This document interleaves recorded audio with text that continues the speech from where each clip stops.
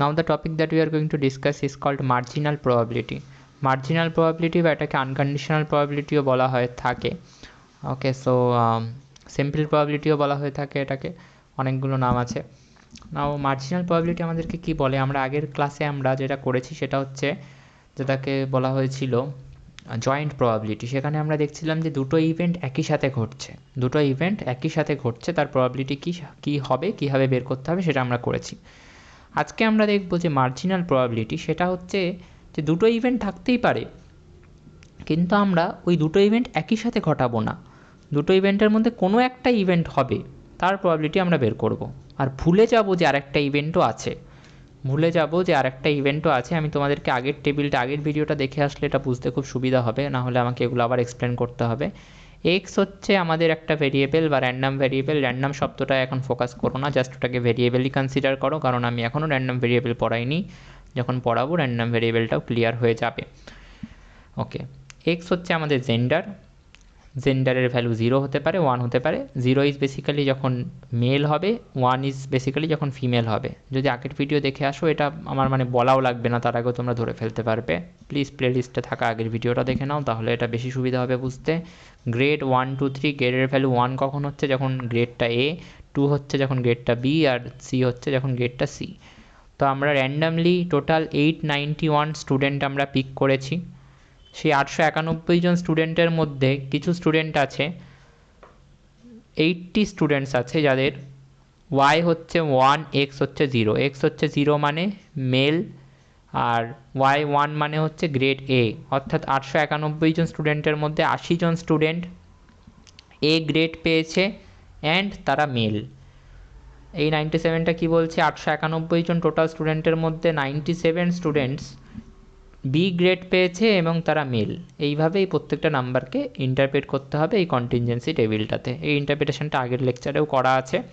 নাও সবকটাকে যোগ করলে তোমরা, এই পুরো 8টা নাম্বারকে যোগ করলে তোমরা 891 পাবে।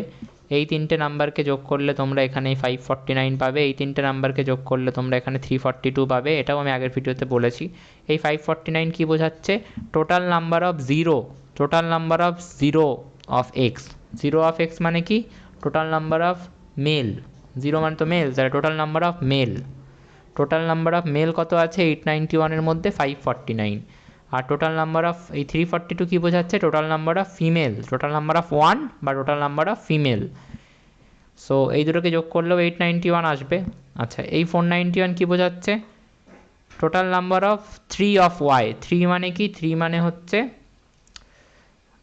সি গ্রেড টোটাল কতজন পেয়েছে, সি গ্রেড টোটাল 372 জন হচ্ছে মেল পেয়েছে আর 119 জন ফিমেল পেয়েছে। তাহলে সি গ্রেড টোটাল কতজন পেয়েছে, 372 প্লাস 119, 491। এইভাবে টোটাল বি গ্রেড পেয়েছে 184 জন, টোটাল এ গ্রেড পেয়েছে 216 জন। নাও জয়েন্ট প্রবাবিলিটিতে আমরা দেখেছিলাম যে দুটো ইভেন্ট একসাথে ঘটছে, সেটার আমরা প্রবাবিলিটি ক্যালকুলেট করেছিলাম। কিন্তু মার্জিনাল প্রবাবিলিটিতে যে আমরা কি করব, আমরা ভুলে যাব যে আরেকটা ইভেন্টও আছে। আমরা একটাই ইভেন্টকে নেব, নিয়ে প্রবাবিলিটি ক্যালকুলেট করব।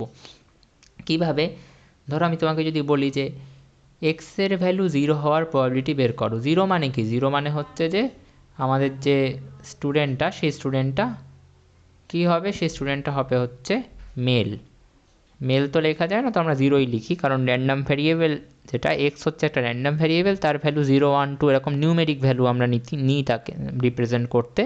মেল ফিমেল বা কোনো লেটার দিয়ে তাকে রিপ্রেজেন্ট করা যায় না। আচ্ছা, এক্সের ভ্যালু মেল হওয়ার প্রবাবিলিটি, তোমরা বলবে টোটাল আউটকাম তো 891, তাহলে নিউমারেটার না, ডিনোমিনেটারে আমরা 891টা আগে লিখে নিই।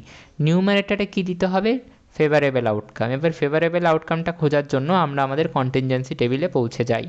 কন্টিনজেন্সি টেবিল খুব সুন্দর একটা জিনিস, যেটা দিয়ে এটা খুব সহজভাবে করা যায়, বোঝাও যায়। নাও মাই কোয়েশ্চেন ইজ হেয়ার, যে এখানে টোটাল মেল কতগুলো আছে, টোটাল মেল আছে হচ্ছে, মেল কখন হচ্ছে, এক্স যখন 0 তখন সেটা মেল, এক্স যখন 1 তার মানে সেটা ফিমেল। তাহলে টোটাল মেল কজন আছে, 80 প্লাস 97 প্লাস 372। টোটাল মেল কতগুলো আছে, 549। তাহলে আমাদের পুরো স্যাম্পেলের মধ্যে এই 549টা কি, এই 549টা হচ্ছে আমাদের ফেভারেবল আউটকাম। আর কিছু আমাদের মাথায় রাখতে হবে না, অন্য একটা ইভেন্টও ঘটছে, অর্থাৎ এই ওয়াইটাও ঘটছে। ওয়াইটা কি, আর একটা ইভেন্ট, সেটাও যে ঘটছে, অর্থাৎ কারোর গ্রেড এ হচ্ছে, কারোর বি হচ্ছে, কারোর সি হচ্ছে, 1 2 3 হচ্ছে, এটা আমাদেরকে আর ধরতে হবে না, এটা আমাদেরকে নিয়ে কিছু ভাবতে হবে না। আমাদেরকে জাস্ট কতগুলো মেল আছে সেটা দেখতে হবে। কতগুলো মেল আছে স্যাম্পল স্পেসে? 549। তাহলে ফেভারেবল আউটকাম কি? 549।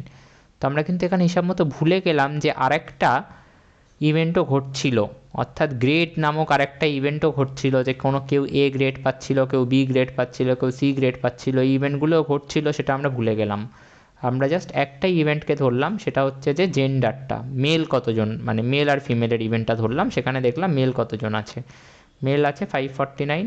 তাহলে আমাদের ফেভারেবল আউটকামে আমরা 549 বসিয়ে দিলাম।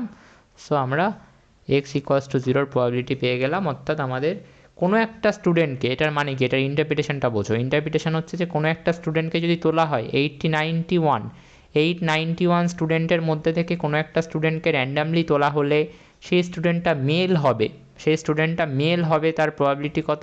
549 বা বাই 891 বা 0.616, বা এটাকে করলে 61.6%। মানে 100টা স্টুডেন্টকে যদি তোলা হয়, 61টা স্টুডেন্ট থাকবে, বা 61.6কে তো আর ওইভাবে লেখা যায় না, 61.6 তো আর স্টুডেন্ট হতে পারে না, স্টুডেন্ট আমরা মানে পয়েন্টে লিখতে পারবো না, তো 61টাই ধরলাম। 61টা স্টুডেন্ট থাকবে যারা মেল হবে, 100টা স্টুডেন্ট তোলা হলে 61টা স্টুডেন্ট থাকবে যারা মেল হবে, এটাই এর interpretation. Okay, so it is the probability that randomly drawn student will be male. We don't consider grades here. আমরা গ্রেডটাকে এখানে কনসিডার করি না, অর্থাৎ আরেকটা যে ইভেন্ট ছিল সেটাকে আমরা এখানে কনসিডার করছি না। এইভাবে আমরা প্রত্যেকটা ক্যাটাগরির জন্য আমরা প্রবাবিলিটি ক্যালকুলেট করতে পারবো। This is called marginal probability. আচ্ছা, জাস্ট আমি আরেকটা বিষয় বলে দিই। ধরো প্রবাবিলিটি অফ y=2 এটা ক্যালকুলেট করতে বলা হলো। এটা কি? কোনো একটা স্টুডেন্ট, তার গ্রেড কি আছে? তার গ্রেড বি আছে, তার প্রবাবিলিটি। টোটাল স্টুডেন্ট কত? 891। তাহলে টোটাল আউটকাম 891। এবার আমাদেরকে খুঁজে বের করতে হবে যে কতগুলো স্টুডেন্ট বি পেয়েছে, তাই টোটাল বি বা 2 কতগুলো স্টুডেন্ট পেয়েছে? 97 স্টুডেন্টস প্লাস 87 স্টুডেন্টস, মানে 184 হচ্ছে number of students, total number of student যারা বি পেয়েছে, তাই তো? তাহলে আমরা ফেভারেবল আউটকামে কী নেব? 184। এইভাবেই তোমরা প্রত্যেকটার জন্য প্রবাবিলিটি ক্যালকুলেট করতে পারবে। আর প্রত্যেকটা প্রবাবিলিটি ক্যালকুলেট করার পরে মার্জিনাল প্রবাবিলিটি ডিস্ট্রিবিউশনটা এইভাবে বানাবে। যেরকম দেখো, এক্সের ভ্যালু 0 হওয়ার প্রবাবিলিটি কী এসেছিলো? 0.089, সেটাই এখানে লিখেছি। তারপরে আচ্ছা, এটা এক্সের ভ্যালু 1 হওয়ার প্রবাবিলিটি, আচ্ছা 1 মিনিট, আমি জাস্ট সি। এক্সের ভ্যালু 0 হওয়ার প্রবাবিলিটি 0.616, এটা সরি, এটা হ্যাঁ, এগুলো সব অ্যাকচুয়ালি ওটা, হ্যাঁ এটা একটু ভুল হলো। এগুলো ইস অ্যাকচুয়ালি, এটা আগের ভিডিওতে আমি করেছি এটা তোমাদের জন্য, এটা হচ্ছে আগের লেকচারটাতে রয়েছে। দিস ইজ জয়েন্ট প্রবাবিলিটি, এগুলো সব হচ্ছে জয়েন্ট প্রবাবিলিটি, যেগুলো ভিতরে লেখা আছে। ওকে, 0.089, 0.108 আগের ভিডিওতে করাও হয়েছে।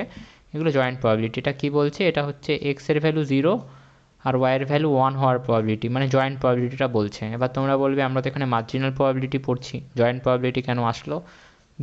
ভিতরেরগুলো জয়েন্ট প্রবাবিলিটি ঠিকই, কিন্তু এই 3টে প্রবাবিলিটিকে যদি অ্যাড করো তাহলে যে প্রবাবিলিটিটা আসবে, that is our marginal probability. Okay, আবার এই 3টে প্রবাবিলিটিকে অ্যাড করো, যে প্রবাবিলিটিটা আসবে that is also our marginal probability. Distribution বুঝতে না পারলে কোনো অসুবিধা নেই, এখন ডিস্ট্রিবিউশন না করতে পারলেও হবে, প্রবাবিলিটি বের করতে পারলেও অনেক, কিন্তু ডিস্ট্রিবিউশনটা এমন কিছু কঠিন জিনিস নয়। আবার এই দুটো প্রবাবিলিটি 0.089 আর 0.152কে অ্যাড করো, এটা আসবে। এটা কি ছিল মনে আছে? প্রবাবিলিটি অফ x=0, অর্থাৎ কোনো একটা স্টুডেন্টকে র্যান্ডামলি তোলা হলে তার মেল হওয়ার প্রবাবিলিটি কত। এটা কি ছিল? Probability of x=1। তারপরে এটাও লিখে দিই, সরি, এটা কি ছিল? এটা ছিল হচ্ছে প্রবাবিলিটি অফ y=1, এটা ছিল প্রবাবিলিটি অফ y=2, আর এটা ছিল প্রবাবিলিটি অফ y=3। ওকে, তো প্রবাবিলিটি অফ y=2 কীভাবে এসছে? এই দুটোকে অ্যাড করে, এমনিও আমরা করে নিতে পারি, আর যদি আমরা জয়েন্ট প্রবাবিলিটি করে নিতে পারি সেখান থেকেও আমরা জয়েন্ট প্রবাবিলিটি ডিস্ট্রিবিউশনের টেবিল থেকেও আমরা বের করে নিতে পারি, আর এমনিও তোমরা চাইলে বের করে লিখতে পারো জয়েন্ট প্রবাবিলিটি ডিস্ট্রিবিউশন। তাহলে জয়েন্ট প্রবাবিলিটি কীভাবে বেরোবে সেটা, এই মার্জিনাল প্রবাবিলিটি কীভাবে বেরোবে সেটা বোঝা গেল। মার্জিনাল প্রবাবিলিটি ডিস্ট্রিবিউশন কীভাবে বেরোবে সেটাও আশা করি বোঝা গেল। নেক্সট আমরা কন্ডিশনাল প্রবাবিলিটি পড়ব, কিন্তু তার আগে যেটা আছে সেটা হচ্ছে যে ডিস্ট্রিবিউশন নিয়ে এখন অতটা চাপ নেওয়ার দরকার নেই। মার্জিনাল প্রবাবিলিটি কীভাবে বের করতে হবে সেটা বুঝতে পারলেই হলো। কন্টিনজেন্সি টেবিলটা এখানে খুব ইম্পর্ট্যান্ট একটা বিষয়। আর মার্জিনাল প্রবাবিলিটি কিন্তু আমরা জাস্ট এইটুকুই মাথায় রাখবে যে কোনো একটা ইভেন্টকেই আমরা কনসিডার করি, অন্য ইভেন্ট যদি থেকেও থাকে, আরও 10টা ইভেন্টও যদি থাকে, আমরা সেগুলোকে কনসিডার করব না। আমরা একটা ইভেন্টকেই কনসিডার করব, করে তার প্রবাবিলিটি ক্যালকুলেট করব। Okay, so this is about it.